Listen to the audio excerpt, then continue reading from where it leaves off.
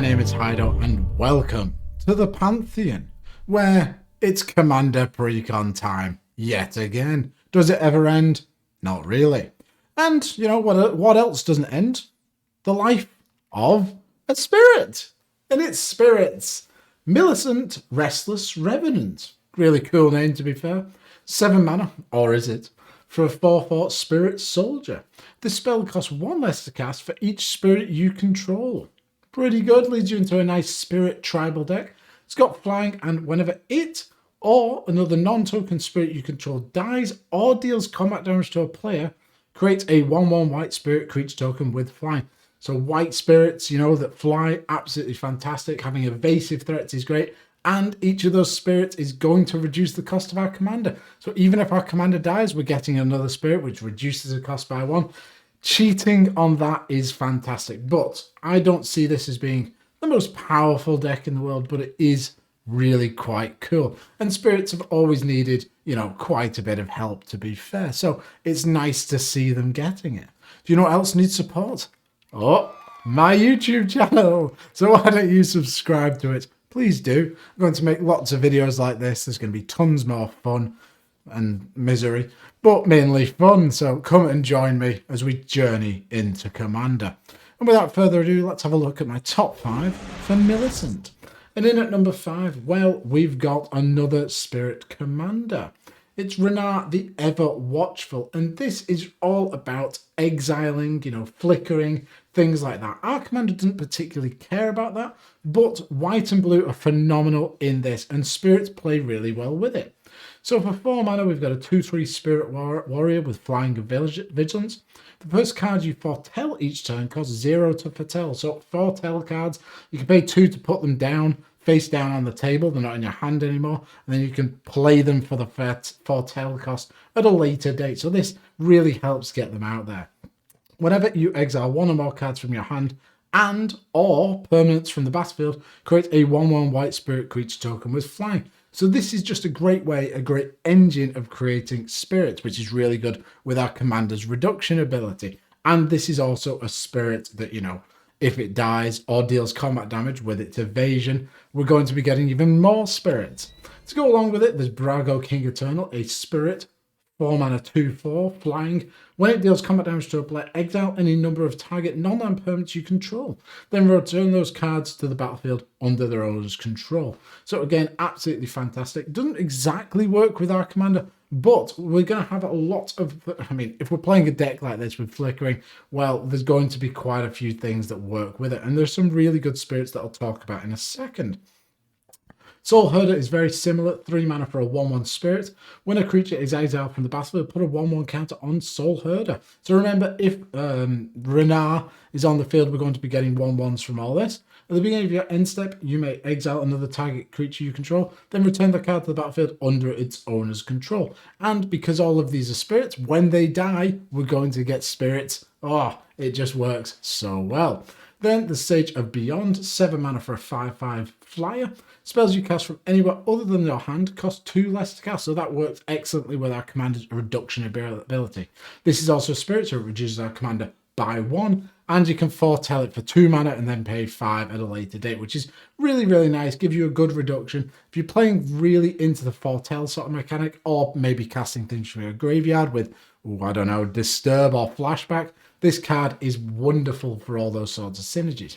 Here's a card that we want to be flickering, and by God, it's a spirit. Skyclave Apparition, 3 mana for a 2/2 core spirit. Oh, blimey, look at that spirit.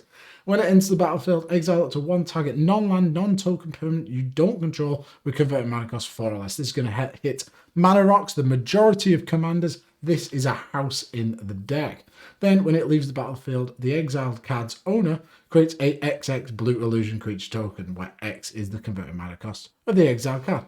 Not the end of the world. Who really cares if they get a token? We can then maybe flicker the token or something like that. Angel of Condemnation, while not a spirit, is a great card in a sort of flicker style deck, and it's got evasion. You know, a lot of spirits have flying and stuff, and this just works well in that sort of realm of deck building.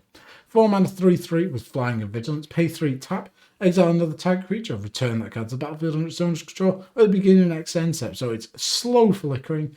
And then pay 3, tap, exert it. So you tap it and it doesn't untap in its next untap step. Exile another target creature until Angel of Condemnation leaves the battlefield. So pseudo removal, making it into a sort of nice Oblivion Ring sort of effect.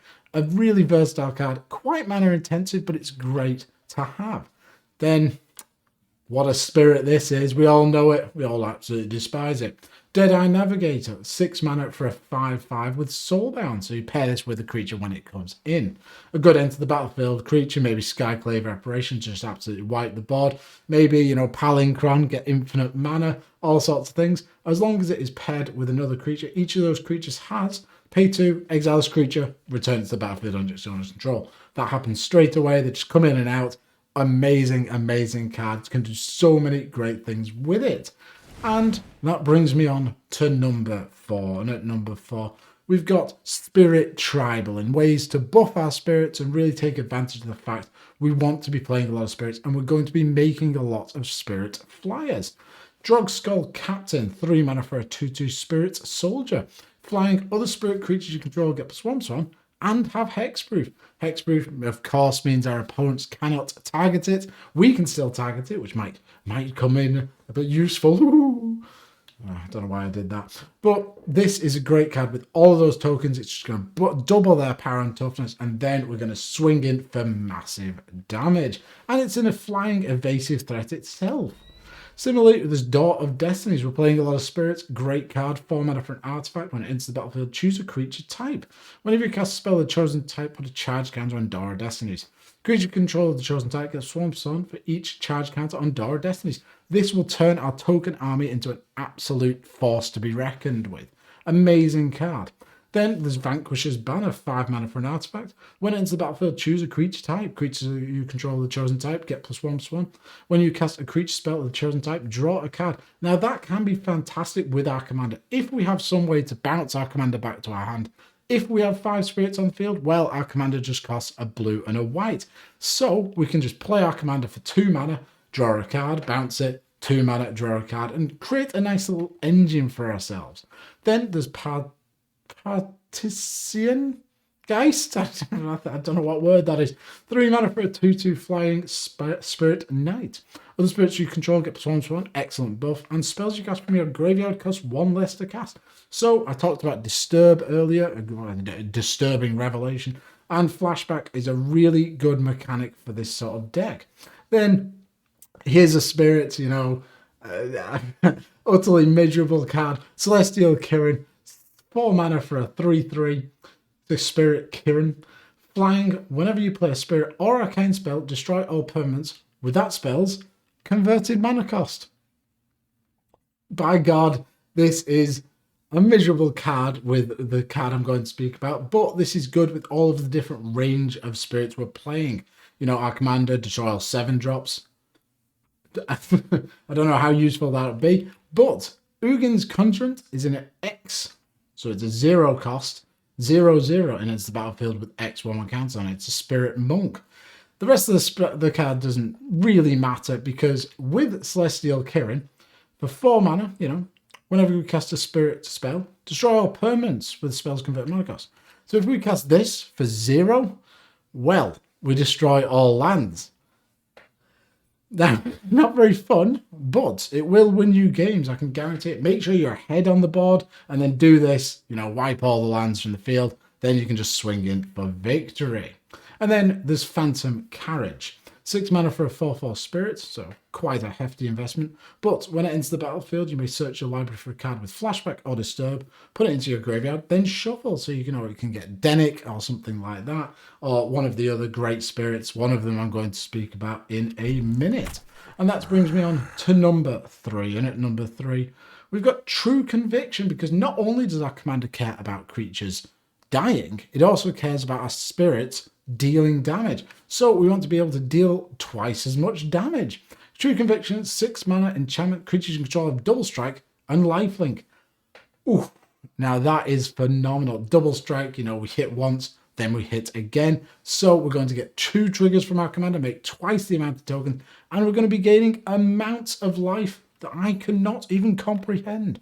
But, you know, I've never been interested in life gain, to be honest. I've never had a life personally. So why would I start now? But this card can just absolutely win games. Similarly, Ghostblade Eidolon is a great card that fits all of the sort of directions this deck wants to go into. 3 mana for a 1/1 Spirit. Hey, that has Bestow for 6 mana. So if you cast it for its Bestow cost, it's an aura onto a creature. It's got double strike, and enchanted creature gets +1/+1 and has double strike if it's an enchantment. So we can give our commander double strike, one of our other spirits double strike, and then you're getting twice the amount of tokens. Then when that creature dies, this comes in. We got a spirit on the field. We can swing in with double strike. We're getting loads of tokens. You see where this is going. Then there's the Paladin class. 1 white, spells your opponents cast during your turn, cost 1 more to cast. Nice if you're playing, you know, a very heavy blue meta. Then pay 3 mana to level it up. Creature and control get +1/+1. Excellent with all the tokens we got flying about. Flying, not lying. 5 mana, whenever you attack until end of turn, target attacking creature gets +1/+1 for each other attacking creature and gains double strike. Easily, that could turn our commander into a lethal threat. If we're attacking him with like 6 of our little flyers and our commander, well, our commander's getting +6/+6 and double strike. Suddenly, it's a 10/10 double strike, flying evasive threat. That could win us some gains. Then there's Duelist Heritage. 3 mana for an enchantment. Whenever 1 or more creatures attack, you may have target attacking creature gain double strike until end of turn. That's really good, you know, put that on our commander or just one of our other spirits. But we can also use this on our opponent's turn. So if one of our opponents is attacking a different opponent, we can give that creature double strike because it's on each combat step. Really, really great card to play around with. Then here we go, we have a spirit with double strike. Whew. 7 mana, so hefty, but it's a 3/5. Okay, not that impressive. Flying, double strike, lifelink, and whenever you gain life, draw a card. That's pretty good. So, you know, double strike, obviously great. If this dies, we get tokens. If this hits, we get tokens, and we draw 2 cards because we're gaining life each time. There's so many different directions that you can go with this card. Then, Concerted Effort. 4 mana for an enchantment. At the beginning of each player's upkeep, all creatures you control gain flying until end of turn. If a creature you control has flying, our commander has flying. The same is true for Fear. First strike, double strike, landmark, protection, trample, and vigilance. So, you know, we want to be having a double strike on the field, and then everything else will also get double strike, which is really, really nice. Then the classic here, 3 mana, Battle Mastery. Enchant creature has double strike. Can just turn our commander into a one-shot machine, and we're going to get tons of little tokens to lie around on. Which brings me on to number 2. And at number 2, we've got Selfless Spirit and creatures, spirits specifically, that sacrifice themselves so we can get a token and get a great effect from them. Selfless Spirit, 2 mana for a 2/1. Flying, sacrifice it, creature control, have gain indestructible until end of turn. Amazing. So all of our tokens, all our commander will be indestructible. That damnation has just done nothing. If they exile everything, well, not much we can do there. But this is a great card. It sacrifices itself, creates a token, and then, you know, maybe we could reanimate, bring it back, something like that. Then Mausoleum Wanderer, 1 mana for a 1/1 flying spirit. Whenever another spirit enters the battlefield under your control, it gets +1/+1 until end of turn. So a great threat in 20 life format. But this is a cool card because you can sacrifice it, can't target instant or sorcery spell, unless its control plays X, where X is Mausoleum Wanderer's power. So we can easily, you know, pile a couple of counters onto this, something like that, and we're going to be countering whatever instant sorcery we want. And, you know, people will forget this is on the field and they'll play into it. They'll play that massive 9 mana spell without leaving any mana up. This is a 1/1, and you just go, you just go, sack. Do you pay 1? And they don't. They just simply don't. Then Cameo False Hope. Love this artwork. I just love those swirls and all the sort of white stuff flying off him. That's, oh God. Anyway, 1 white for a 1/1. Sacrifice it, prevent all combat damage that would be dealt this turn. Really nice. Then there's Keening Apparition. 2 mana for a spirit. Sacrifice it, destroy target enchantment. 2/2. Not much to say about this. It's just a nice clean card. You need to answer enchantments, and this is a great way of doing it. And you get a 1/1 flyer thrown into the bargain. Then there's Karmic Guide. Not your typical sacrifice card, but it works great. 5 mana. I was going to say 3 mana. Christ, I can't read. For a 2/2 Angel Spirit, flying, protection from black. Echo for 5 mana. So the turn after this enters the battlefield, you have to pay 5 mana or you sacrifice it. So if you sacrifice it, you get a 1/1.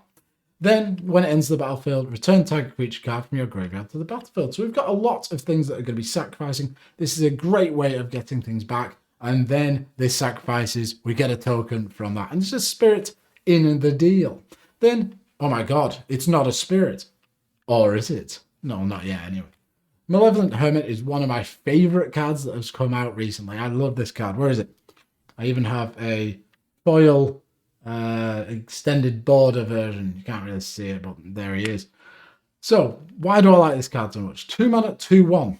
Need I say more? Human Wizard. Pay a blue, sacrifice it, counter target non-creature spell unless its controller pays 3. So, this just sits on the field and it just makes your opponents play around it. You know, they're just going to be like, oh, I want to play this ramp spell, but will he pay the blue? All you need to do is leave up 1 blue and you can sacrifice anything. And then you can disturb it by paying 3 mana. And disturb is such a good mechanic because it essentially draws you a card. So this not only will counter a spell, it's drawing you a card. And what card is it drawing you? It's Benevolent Geist. A Spirit Wizard, or spirits, that's a 2/2 flyer. Non-creature spells you control can't be countered. Astounding. That's so good. Uncounterability on, you know, everything. Your counter spells, whatever you want. It's amazing. And, you know, if it would die from the grave, if you would go to the graveyard from anywhere, exile it instead. But with all the flickering in the deck, if you flicker this, it'll come back as the Malevolent Hermit. You can sacrifice it, disturb it again, keep that loop going. This card, I love it so much. I just think there's so much play to it. It's great. And that brings me on to number 1. And in at number 1, we've got Divine Visitation. So making spirits is all good and well. We want to make spirits. We've got lots of them flying around. But wait, what if it wasn't spirits? What if it was angels? Oh. Anyway. So this is cool because it turns every one of our token makers into a massive threat. All of our 1/1s are now 4/4 angels. It's like Geist of St. Traft, you know, the original sort of spirit commander in blue-white, makes angels. Well, now this one can. Whoo! So 5 mana, if 1 or more creature tokens will be created under your control, that many 4/4 white angel creature tokens with flying and vigilance are created instead. They even have vigilance. So powerful. Then, on the token sort of theme, Twilight Drover is a wonderful spirit to play. 3 mana 1/1, whenever a creature token leaves the battlefield, put a 1/1 counter on Twilight Drover. Then you can pay 3 and remove a 1/1 counter from it. Put 2 1/1 white spirit creature tokens with flying onto the battlefield. Just a self-perpetuating engine. It's just so good and works brilliantly in the deck. Then I love Haunt. I think it's such a cool mechanic. It's terrible, but I think it's so cool. Belfry Spirit. 5 mana for a 1/1, and this is a great into the battlefield card. It's a spirit itself. It's got flying. 5 mana 1/1 flyer. Then when it comes into play, or a creature at Haunt is put into a graveyard, put 2 1/1 black creature tokens with flying into play. And it has Haunt. So if this card would go to a graveyard, exile it, haunting target creature. It's just so weird and so cool. But I like it. It fits the sort of style of the deck. Yes, it doesn't make spirits, but it's making different tokens that fly. It's just so cool. Put it in your deck. What an awesome card. And then if we're making tons of tokens, Cathar's Crusade is a great way to close out the game. 5 mana enchantment. Whenever a creature enters the battlefield under your control, put a 1/1 counter on each creature you control. So if you make 5 tokens, all of those tokens get 5 counters, and so does everything else on the field. Amazing card, and will definitely win you some games. And those are my top 5 cards for Millicent? I forgot his name. But he's a really cool spirit commander. You know, he's nice and cheap sometimes, expensive other times. And he just makes, you know, a nice little engine and gives you a reason to play spirits, which is really, really important, you know. It's good to have support for cards that you may never really use. So I'm a big fan of this card. Thank you very much for watching. Hope you've enjoyed it. Bye.